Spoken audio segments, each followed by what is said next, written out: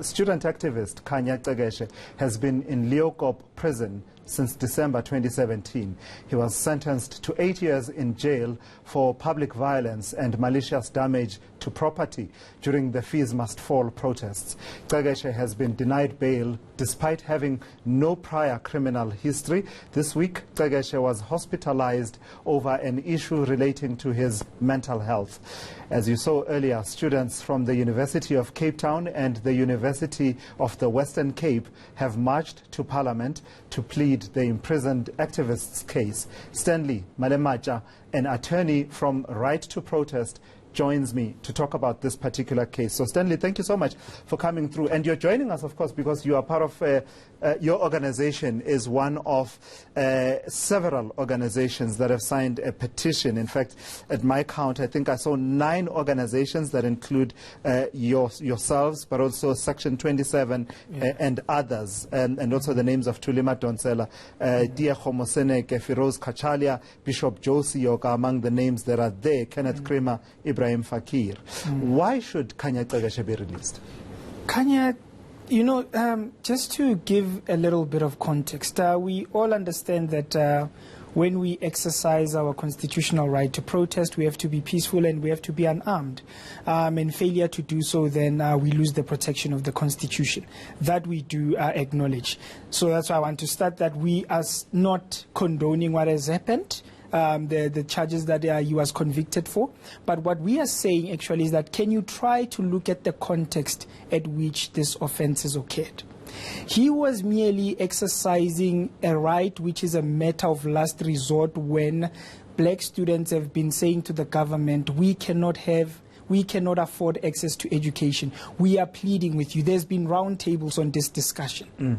And seeing that a protest is a measure of last resort, and now that he's been, he's been harshly sentenced. We believe that he's been harshly sentenced. A direct imprisonment without looking at the context at which the offense took place is a harsh imprisonment. The reason why I'm saying this to us is that a conviction on its own, it's a punishment. When you are found guilty, you have that conviction for a period of 10 years, and we know what happens when you have a conviction. So a sentence, it is just rubber stamping this. And we should also try to relook at the principles of sentencing. Sentencing is not wholly punitive. It is rehabilitative as well. The question that we should be asking ourselves, is it really necessary to rehabilitate Kanya at Leeuwkop prison? Why cannot be he rehabilitated at home? He was convicted for a crime that is committed under group thinking. Questions we should be asking, would Kanya as an individual have done that? Group thinking, it is in solidarity. People are frustrated there. We are not condoning violence in protest and stuff. What will you say to those who are saying that he did the crime, he must do the time? Are you saying, I mean, I hear you talking about looking at alternatives for, sentencing other than direct imprisonment, and I take your point. But others will say in this country we sit with a scourge where people burn trains, where people burn libraries, and people burn school halls, university halls. At some point, we have to start pushing back against that tendency. What do you say to that argument? What I say to that, did the crime and you do the time. We are living in a constitutional democracy. One of the principles that we look at when we are sentencing people is the spirit of Ubuntu. We cannot deviate away from that. This is a young man. This is a young man who was fighting for the right to access to education. Now, I would actually have a counter question to that. My counter question is, let me paint a scenario. We always focus on the bad things that protest actions come with. But let's look at Fees Must Fall, for example. After the Fees Must Fall protests, there was an announcement from former President Zuma that higher education will be free.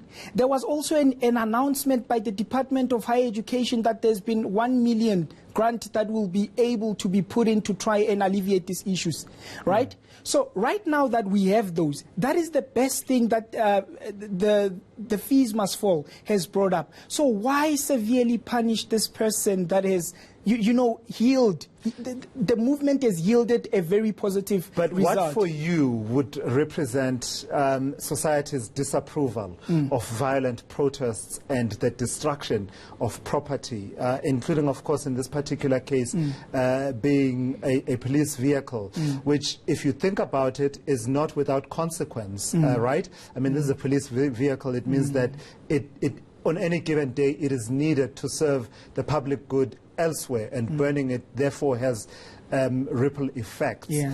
What would then send a message to you in as far as you are concerned about this phenomenon of burning things? Look, I say that the conviction on its own is already sending a message to violent protests. Number one, let's try to look at also how the conviction came about. This young man actually pleaded guilty. He didn't want to waste state resources any further.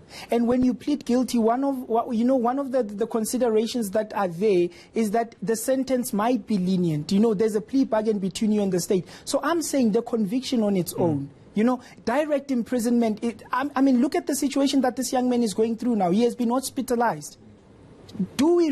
Are we really 25 years later still wanting to talk about another Robert Sobukwe, another Steve Biko, who was imprisoned and severely punished because he represented the thoughts of the people? Yes, I'm not disputing, the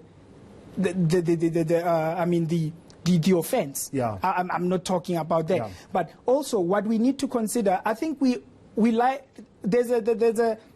there's a way of talking about protest where we always view that, no, the protesters are wrong. Did we ever take back and think about the repression that law enforcement officers do? Especially during those times. Were the students not retaliating?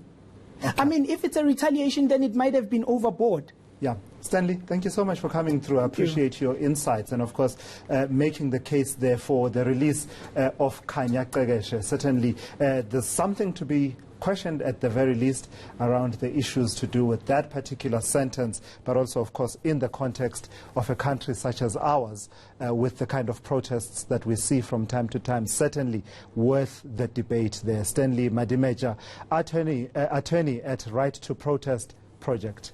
You are up front here on ENCA.